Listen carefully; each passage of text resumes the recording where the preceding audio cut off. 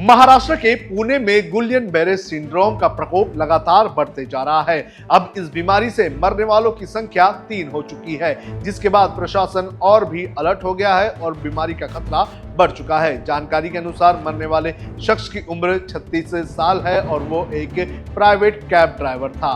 किस तरह से महाराष्ट्र और पुणे के आसपास के इलाके में ये बीमारी बढ़ती जा रही है, इसकी पूरी जानकारी आपको इस वीडियो में देंगे। नमस्कार, आप देख रहे हैं लोकमत हिंदी। मेरा नाम है सोनू कनौजिया।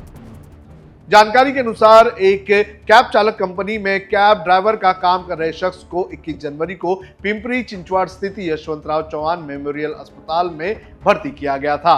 पिंपरी चिंचवाड़ नगर निगम ने एक प्रेस रिलीज जारी करके बताया है कि VCMH की एक विशेष समिति इसकी जांच कर रही है। जांच में मौत का कारण निमोनिया की वजह से सांस लेने वाली नली को गंभीर रूप से नुकसान हुआ है, ऐसा बताया गया है, जिसकी वजह से मरीज को सांस लेने में मुश्किल हुई थी। समिति ने कहा है कि 22 जनवरी को किए गए तांत्रिका चालन परीक्षण यानी कि NCT में मरीज के GBS से पीड़ित होने का भी पता चला था। समिति ने कहा है कि जांच में मौत का कारण तत्कालिक कारण एक्यूट रेस्पिरेटरी डिस्ट्रेस सिंड्रोम बताया गया है। अब तक 3 लोगों की जा चुकी है जान। इस मौत के साथ ही महाराष्ट्र में संदिग्ध GBS से मरने वालों की संख्या 3 हो चुकी है।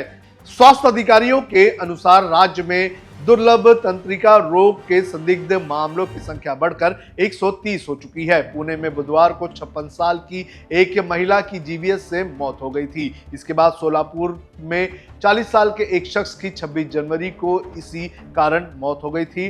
राज्य में ज्यादातर मामले पुणे और आसपास के इलाके से हैं। नए मामले सहित संक्रमण के सभी मामले संभावित दूषित जल स्रोतों से जुड़े हुए हैं। माना जाता है कि दूषित भोजन और पानी में पाए जाने वाला बैक्टीरिया कॉम्प्लोबैक्टर जेनुनी इस प्रकोप का कारण हो सकता है। कितने लोगों तक फैली है ये बीमारी, ये भी आपको बता देते हैं। अब तक पुणे में GBS वायरस के सबसे ज्यादा मामले सामने आए हैं, जहां 130 लोग इस बीमारी से ग्रसित हुए हैं। 24 जनवरी को महाराष्ट्र के स्वास्थ्य विभाग ने संक्रमण में अचानक वृद्धि की जांच के लिए एक रैपिड रिस्पांस टीम का गठन किया था। इसी बीच RRT और PMC के स्वास्थ्य विभागों ने सिंहगढ़ रोड एरिया के प्रभावित क्षेत्रों की निगरानी भी जारी कर दी थी। हेल्थ डिपार्टमेंट की बढ़ गई चिंता।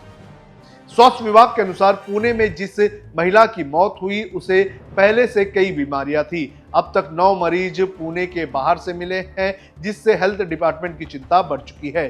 दूसरे जिलों से आने वाले मामलों से बीमारी के संक्रमण के तेजी से फैलने की आशंका बढ़ चुकी है। हेल्थ डिपार्टमेंट ने बताया है कि अब तक 121 सैंपल शहर स्थित नेशनल इंस्टीट्यूट ऑफ वायरोलॉजी में भेजे जा चुके हैं। इन सभी सैंपल्स की एंटेरिक वायरस पैनल की जांच की जाएगी।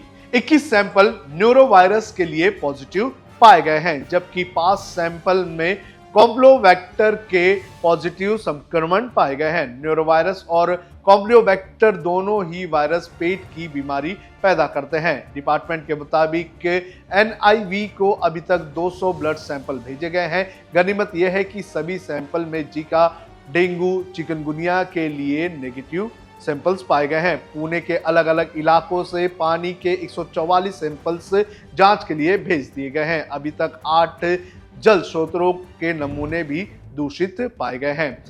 अब कहां पर प्रशासन की तरफ से सर्वे किया गया है, ये भी आपको बता देते हैं। न्यूज एजेंसी PTI ने एक अधिकारी के हवाले से कहा है कि कुल 7215 घरों का सर्वे किया जा चुका है, जिसमें पुणे नगर निगम की सीमा में 1943 घर, चिंचवाड़ नगर निगम की सीमा में 1750 घर और जिले के ग्रामीण क्षेत्रों से 3522 घर शामिल हैं। आपको बता दें कि GBS एक दुर्लभ बीमारी है। इसमें अचानक शरीर सुन्न हो जाता है और मांसपेशियां कमजोर हो जाती है। बैक्टीरियल और वायरस इन्फेक्शन के कारण GBS प्रभावित मरीजों की इम्यूनिटी को कमजोर कर देता है। डॉक्टरों ने लोगों को साफ पानी पीने और साफ सफाई रखने की हिदायत दी है। अगर आपके पास भी ऐसा कोई भी मरीज आता है या आपको ऐसे कोई भी सिम्टम्स दिखते हैं तो आप तुरंत अस्पताल जाएं और उसका इलाज करवाएं।